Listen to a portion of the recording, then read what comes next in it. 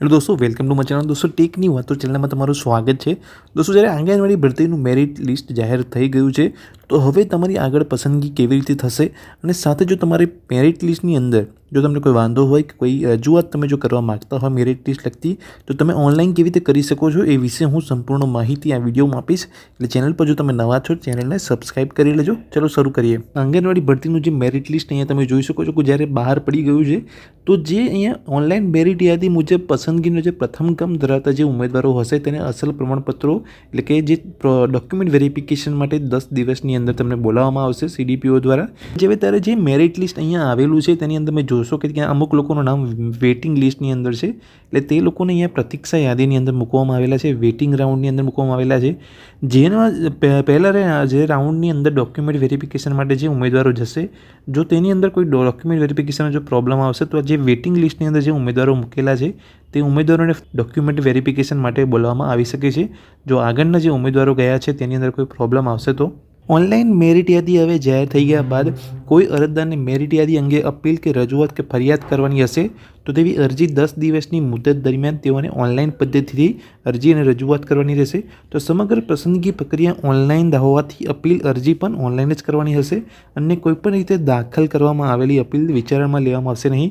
તો જે અપીલ જે હશે ઓનલાઈન તમારે કરવાની રહેશે। જે તમે ઓનલાઈન અપીલ કરશો ઓનલાઈન પદ્ધતિથી દાખલ કરવામાં આવેલી અપીલ બાબતે નિર્ણય કરવા માટે ગ્રામીણ અને શહેરી વિસ્તારમાં નીચે મુજબની અપીલ સમિતિનો જે રચના અહીંયા કરવામાં આવેલી છે। તમે ગ્રામીણ અને નગરપાલિકા વિસ્તારની અંદર જો તમે અપીલ કરો છો તો જિલ્લા વિકાસ અધિકારી, નાયબ જિલ્લા વિકાસ અધિકારી અને પ્રોગ્રામ અધિકારી જે જિલ્લા પંચાયતના હશે તે તમારે એમના દ્વારા તમારી જે અપીલ હશે એ ચેક કરવામાં આવશે।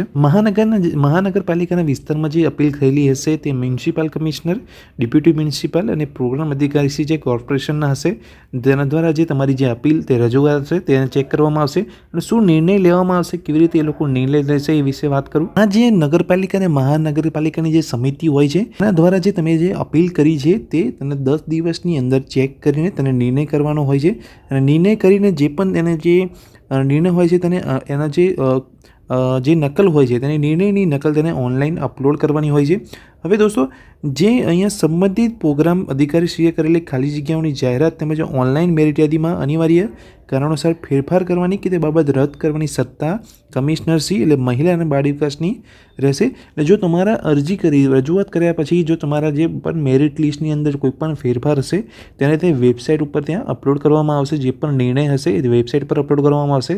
જે તમે ગ્રેવેન્સના સ્ટેટસની અંદર તમે જોઈ શકશો। અહીંયા જો તમે ઓનલાઈન અરજી કરવા માગતા હોય, રજૂઆત કરવા માગતા હોય, અપીલ કરવા માગતા હોય તો તમારે ઓનલાઈન તમારે મેરિટ લિસ્ટ પર કેવી રીતે અરજી કરી શકો છો, અપીલ કરી શકો છો એ વિશે વાત કરું તો આંગણવાડી ભરતીના મેરિટ લિસ્ટને લગતી જો તમે અપીલ કરવા માગો છો એટલે કે રજૂઆત કરવા માગો છો તો ગૂગલમાં EHRMS ગુજરાત લખવાનું છે। જે તરત લખતાની સાથે તમને વેબસાઇટ જોવા મળશે।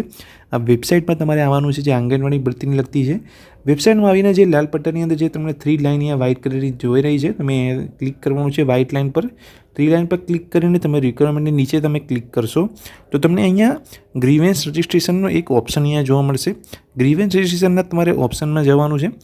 ઓપ્શનની અંદર જતાં તમે જે મેરિટ લિસ્ટને લગતી જે તમારી અપીલ છે એટલે કે રજૂઆત જો તમે કરવા માગો છો તો તમે અહીંયાથી રજૂઆત કરી શકો છો। જેમાં તમારું જાહેરાત ક્રમાંક અહીંયા સિલેક્ટ કરવાનું છે। જે પણ તમે જિલ્લાથી તમે એપ્લાય કર્યું હોય તો એ જિલ્લો સિલેક્ટ કરવાનો છે, તમારો અરજી ક્રમાંક, તમારે મોબાઈલ પરથી જે OTP આવશે OTP, ઉમેદવારનું નામ, જિલ્લો, તાલુકો, ગામ અને જે તમારી રજૂઆત હોય, જે પણ તમારી અપીલ હોય, તમે જે પણ તમને મેરિટ લિસ્ટની લગતી જે પણ તમને એવું લાગતું હોય કે આ પ્રોબ્લેમ છે એ પ્રોબ્લેમને લગતી તમે અહીંયા રજૂઆત કરી શકો છો।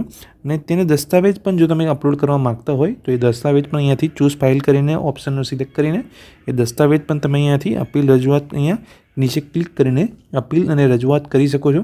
તો આ રીતે તમારે રજૂઆત કરવાની રહેશે અને એ રજૂઆત થયા પછી 10 દિવસની અંદર તમારી રજૂઆત પર એક નિર્ણય લેવામાં આવશે। એ નિર્ણય જો તમે ચેક કરવા માગતો હોય કેવી રીતે તમારે ચેક કરવાનું છે તો પાછું તમારે વેબસાઇટ પર જ જવાનું છે। વેબસાઇટ પર જઈને તો જે પણ તમે અપીલ કે રજૂઆત કરી તેનું સ્ટેટસ ચેક કરવા માટે તમે ફરીથી 3 લાઇન પર તમારે ક્લિક કરવાનું છે, રિક્વાયરમેન્ટમાં જવાનું છે અને ગ્રીવેન્સ સ્ટેટસ કરીને તમને ઓપ્શન જોવા મળશે। એ ઓપ્શન પર તમારે સિલેક્ટ કરવાનું છે। ઓપ્શન પર સિલેક્ટ કરીને તમારો જાહેરાત ક્રમાંક, તમારો ઉમેદવારનો અરજી ક્રમાંક, તમારો મોબાઈલ OTP ID, તમારું નામ, જિલ્લો, તાલુકો અને વ્યૂ સ્ટેટસ પર તમે જેવું ક્લિક કરશો એટલે તમે જે પણ અપીલ કે રજૂઆત કરી હતી તેનો જે પણ નિર્ણય હશે તેનું સ્ટેટસ તમને અહીંયા જોવા મળશે। જે ત્યાંથી જે પણ જવાબ આવ્યો હશે એ તમે અહીંયા જોઈ શકશો.